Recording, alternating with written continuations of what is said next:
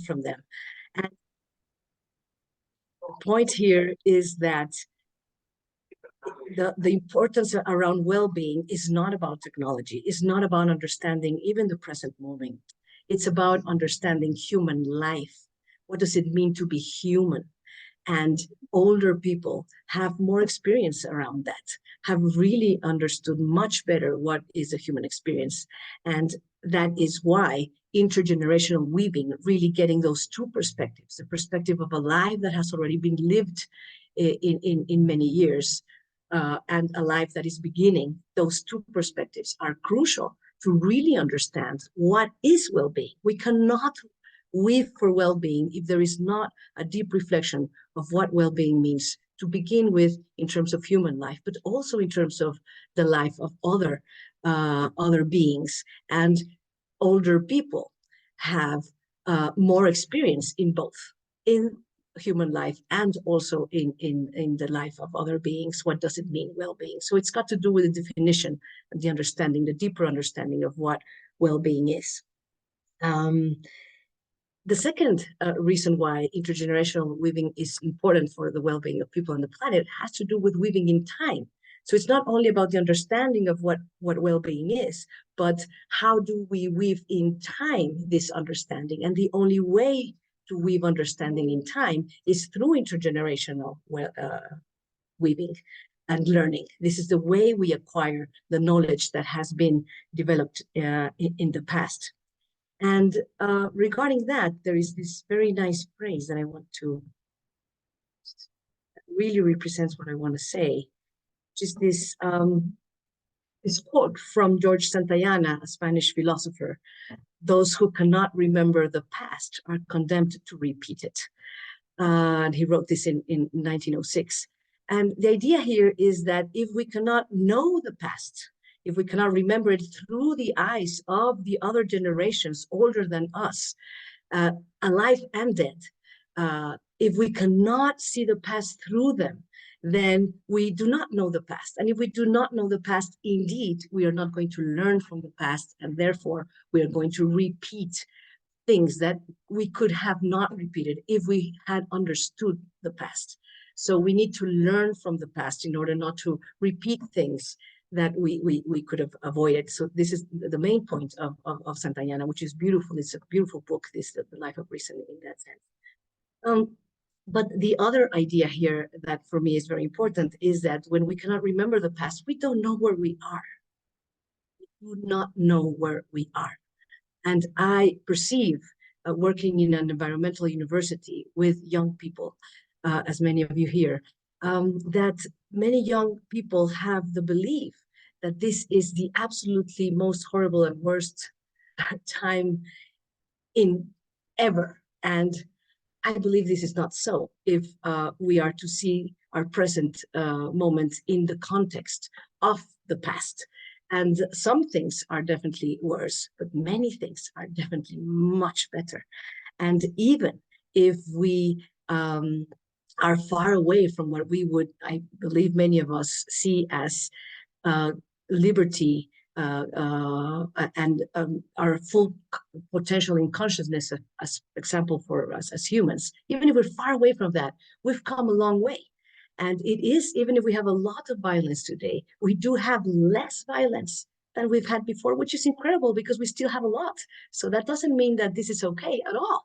It just means that this is not the worst, and that there are some things to be celebrated, and there are some achievements that we need to notice and learn from. There is less death from war today than it has ever been, which means that life has been difficult for a very long time. So the feeling that this is the worst time ever is not useful if it's not true to begin with, but it's also not endearing and for our well-being at all. So understanding the past, the near past, things like the Second World War, which is quite near, and which was a very horrible time, it's very important for us to value where we are and value all that has been achieved by many people that fought very hard and even gave their lives for us to experience very valuable liberties and freedoms that we have right now that we didn't have before, or that we had in a very weak form, and that we still can strengthen a lot. But it's just being proud of being part of those who have fought for this, and I'll get back to that. So that's regarding the first question of why I believe it's important to weave intergenerationally. Let's get into the second question. What are the skills and attitudes that intergenerational weavers need?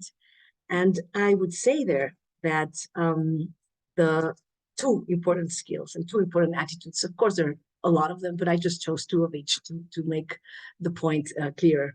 For me, the two most important skills are, one, listening to learn, which is different from listening to be informed or listening to respond. Just this listening to learn with this consciousness of weaving in time. And the second one is contextual learning. So that's when we're in an intergenerational setting, giving context of and finding out, not only giving, but actually finding out what is the context of that learning. Where has this person learned this? Because maybe it is indeed in a frame of time that is not visible for me, or in a context that is not visible for me. So listening to learn and contextualizing the learning are the two main skills I see in intergenerational weaving. And again, contextualizing the learning implies that we ask around it, that we learn around, that we build that context with the other person, so that we can really put the learnings into the context of where they are coming from. Those are the two skills that I find crucial. And in terms of attitudes, I would say genuine curiosity.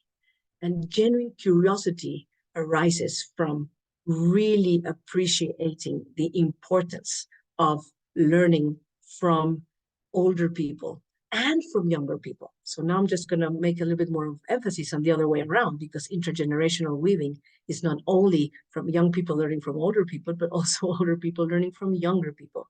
So genuine curiosity has to do with really appreciating that other perspective, which is not my own, and really appreciating that the way to have a holistic view of my life right now has to do not only with my perspective, but also with others that are seeing it from a different perspective, giving their age, something as simple as that. Of course, it gets more complex with different cultures and different genders, but we're just talking here about age. So genuine curiosity that is landed there in this understanding of the beauty and the usefulness also of getting learning from different perspectives in regarding age in life is one. And the second one is honoring the wisdom that comes both from young age and from old age, just honoring that wisdom. So these two attitudes, genuine curiosity and honoring the wisdom that comes with young age and old age, are the two that I think are very important. Regarding the third question, what is different in the present moment regarding intergenerational weaving in comparison to the past?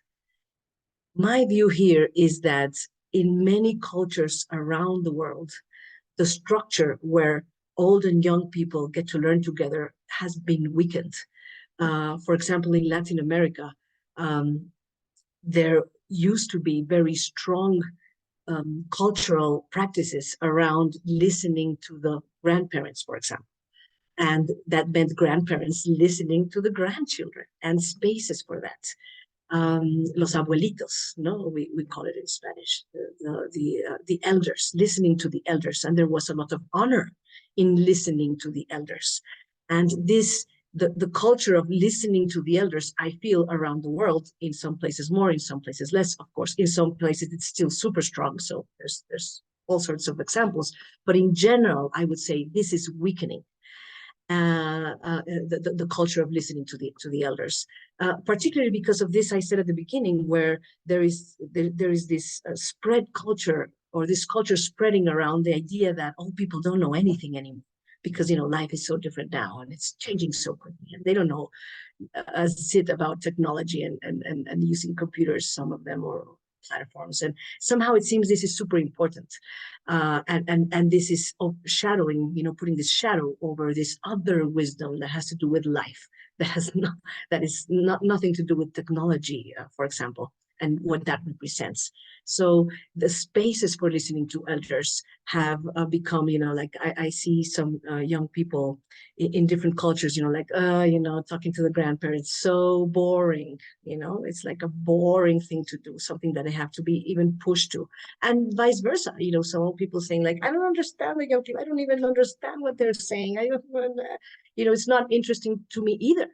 So the spaces for intergenerational weaving have to be, I think, now strengthened or even constructed from another perspective that comes from this genuine curiosity and this honoring the wisdom that goes beyond this sense of not knowing things that are completely superficial for understanding life.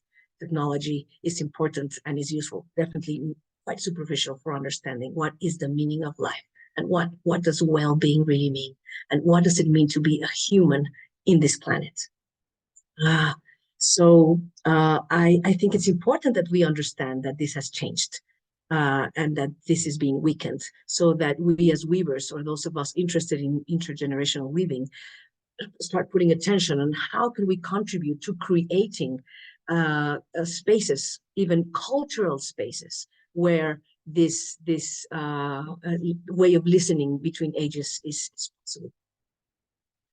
And the last question, what does intergenerational weaving mean regarding our identity as part of an old tribe of weavers that has existed for centuries? And what I'm trying to propose here is this idea that it is very important to have not only an individual identity and a community identity, but also an identity through time. And this has to do with the tribes of which we are part of. And the tribe of weavers, meaning the tribe of humans that have been interested and attracted to interconnect instead of separate and disconnect.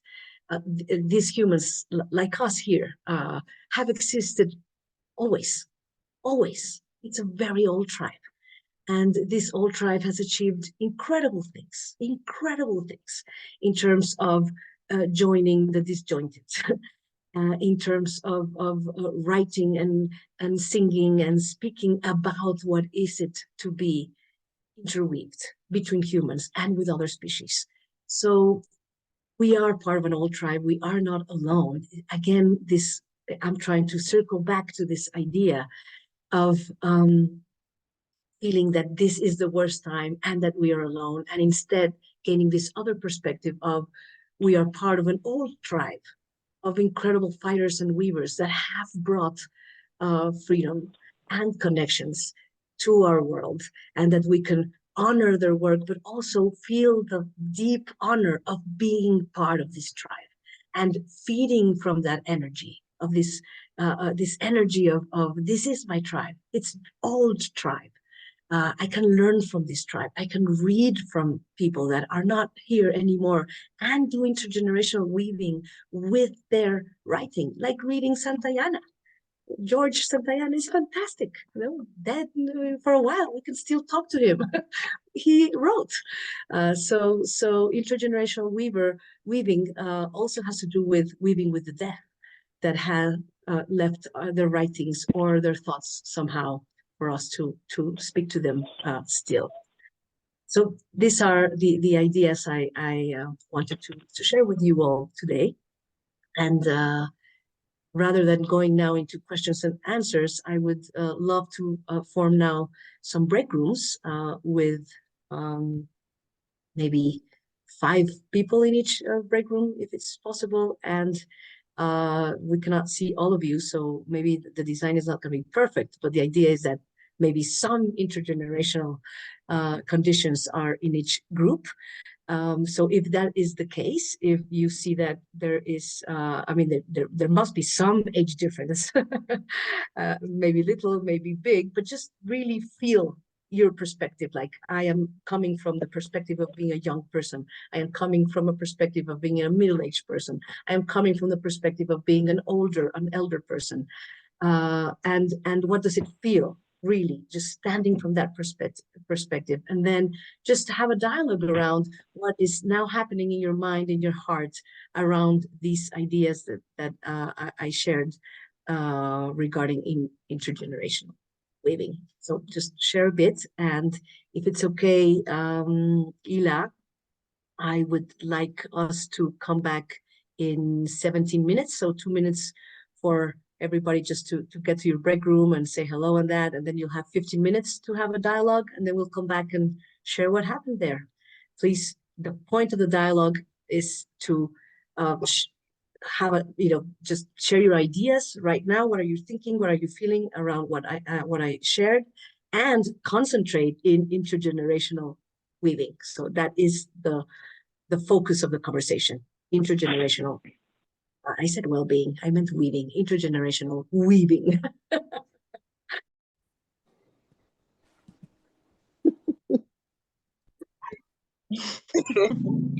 Yeah. Hello, everyone. Hello. Hi. Hi. I hope you really enjoyed that conversation. And Yeah, we did. Good. I would love to hear some of you. Of course, it's impossible that we all listen to each other, but I would love if some of you could share some of the pearls that came up in the conversation. A pearl that you have, something that surprised you or that you are feeling now like a real present that you would like to share. April. Yes, thank you. Yes, go on. Yeah. Please share, April. Go on. We can hear you. Or we did. Now not anymore.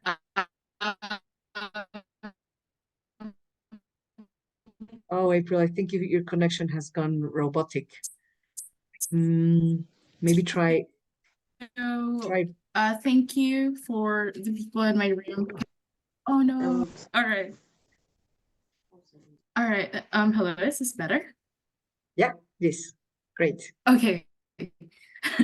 So I was in a room with Z, Kelly, and Pooja, and I guess one thing that I took away from that conversation is that all of the generations actually go through unlearning, and all of them also has gone through trauma from each generations.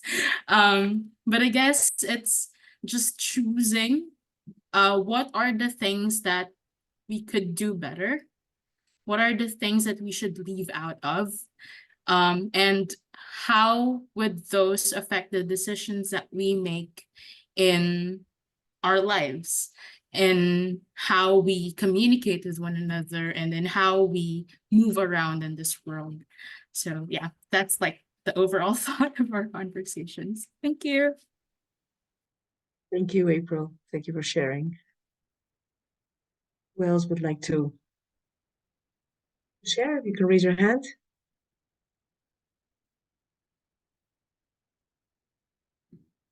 Katusha, I've been seeing your hand for a while.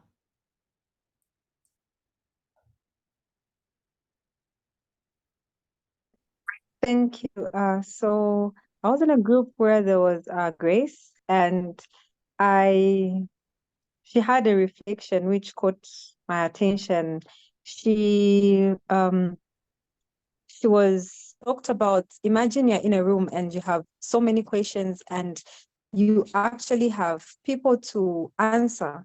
Like you have a question around the older generation and they're able to answer you, the younger generation, they're able to answer you. So for me, that gave me a reflection as well to say that we need to be intentional, and this is good because now we're not going to be basing things on assumption, but we'll get the responses that we want. Thank you. Mm-hmm. Thank you, Kashusha. Well, we'd like to share some of the elders here.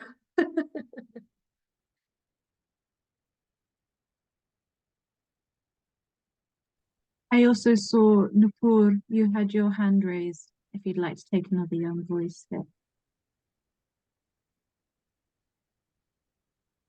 I'm not sure if you can hear us.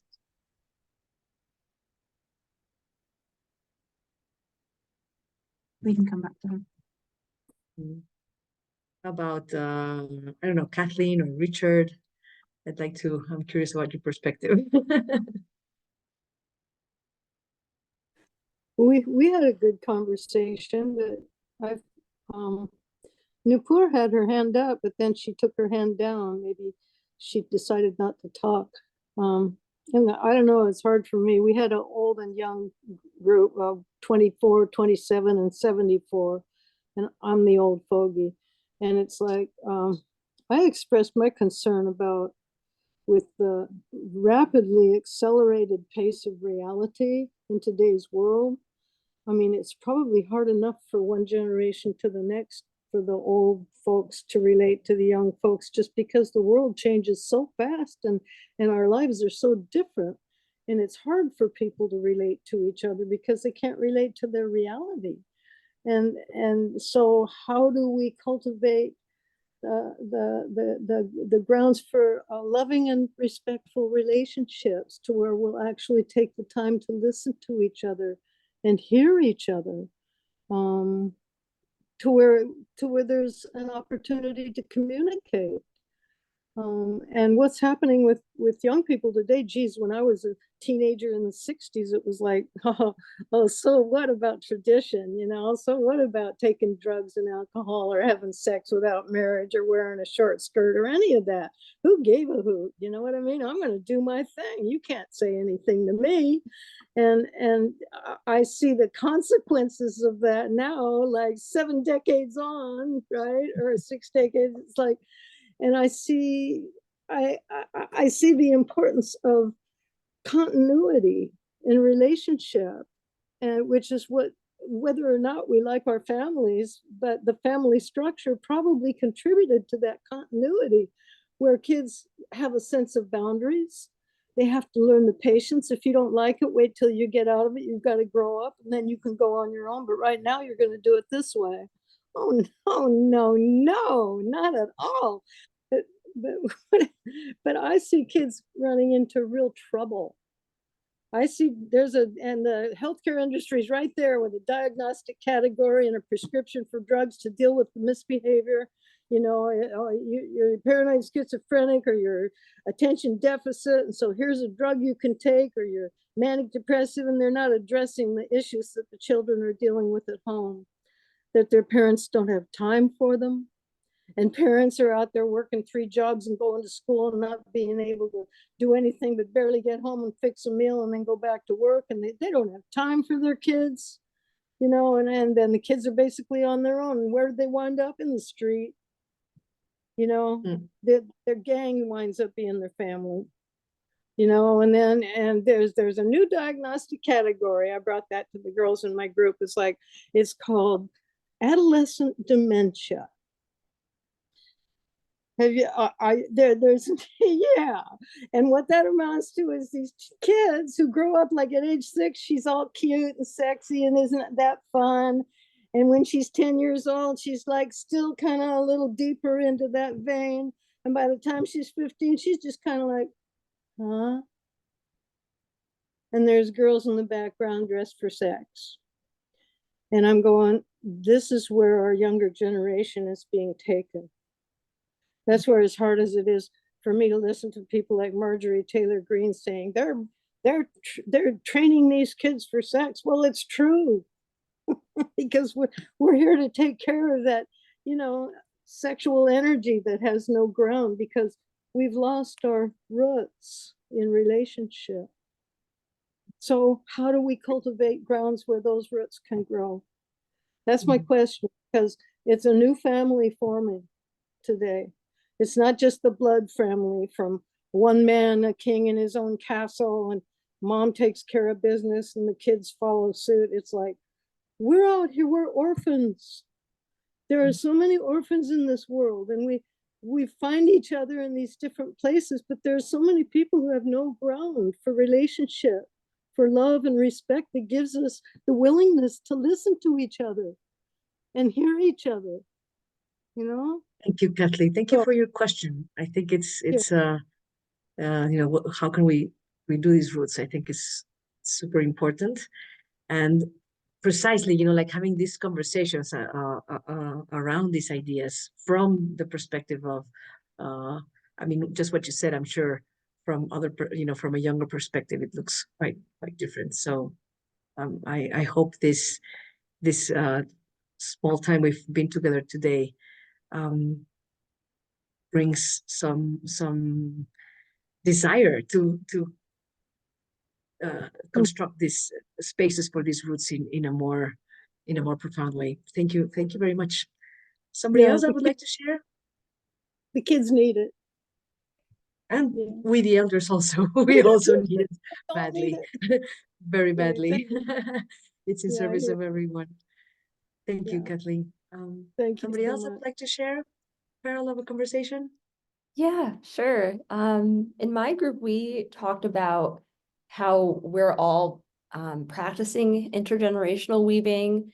And a question that came up for us is how do you kind of track the impact? How do you track if you're creating change or how that change is rippling out of maybe your small circle and into the world? And so what's the process for doing that? And do we need to do that?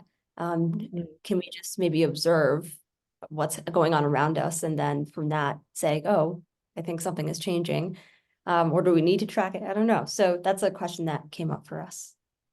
Nice, Hannah. Thank you. Yeah, good question. Victoria, finally, Richard, you mentioned earlier. I'll just add, I put in chat the link to the documentary film Schooling the World. I imagine that a number of you have seen it, but it is really excellent at showing the impact that our current education system has had on our cultures and how it has really kind of got us heading down the wrong path if humanity is our goal. And so if you have a chance to check that documentary out, it really informs the kind of discussion that we're having here now. Beautiful. Thank you, Richard. Well, maybe one last person that would like to share. To share. Being an elder, I would like to share. Sure, Susan, please. I'm living in Argentina and I'm a member of a number of groups which are looking at education and following on from what Richard said, the impact that education is having on the world today, including young people, old people, everybody else, and how we really need to change. I'm a founding member of the Creative Revolution, which is a group supporting Sir Ken Robinson's work. I don't know if you're familiar with Sir Ken Robinson. He's the most watched speaker in the whole of the history of TED Talks. And he came to fame in 2006 with his Do Schools Kill Creativity?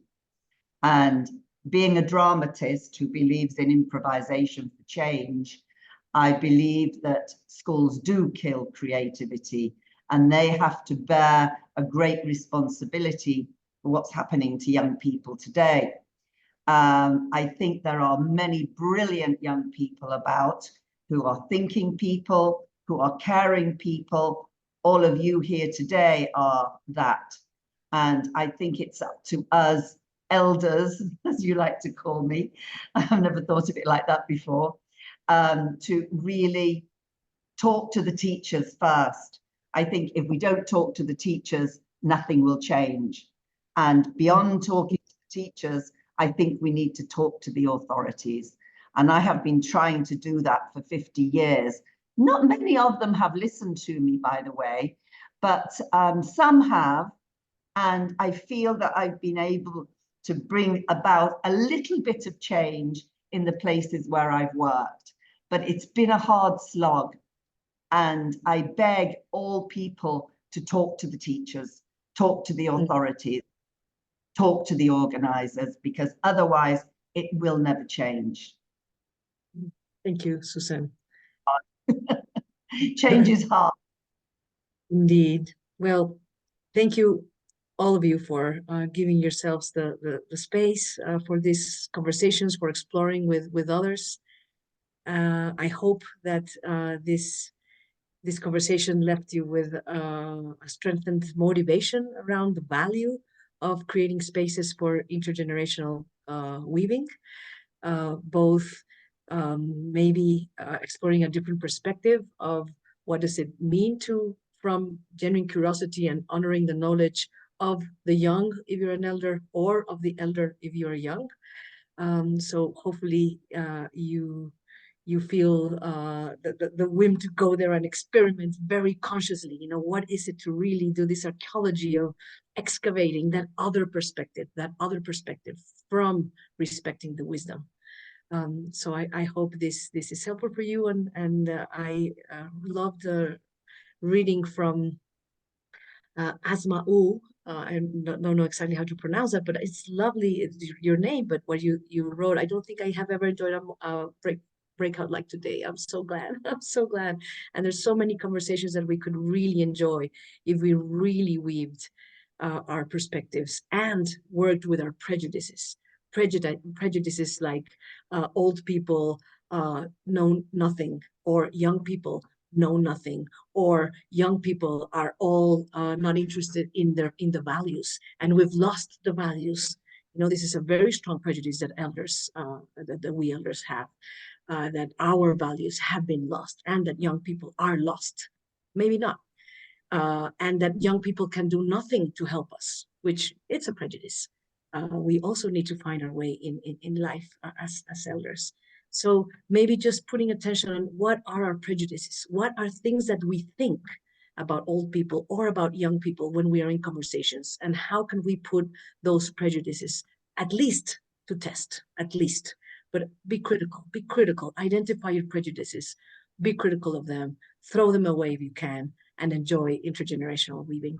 Thank you so much for this invitation, Ila, Valentina, and Sineb, and thank you all for listening and for being here. Thank you so much, Vic. Thank you